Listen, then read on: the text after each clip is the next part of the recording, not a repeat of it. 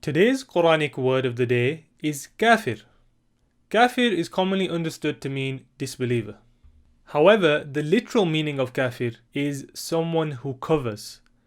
In the Quran, Allah subhanahu wa ta'ala refers to the farmers as kuffar in the ayah كَمَثَلِ غَيْثٍ أَعْجَبَ الْكُفَّارَ نَبَاتُهُ, like the rain that causes plants to grow to the delight of the farmers.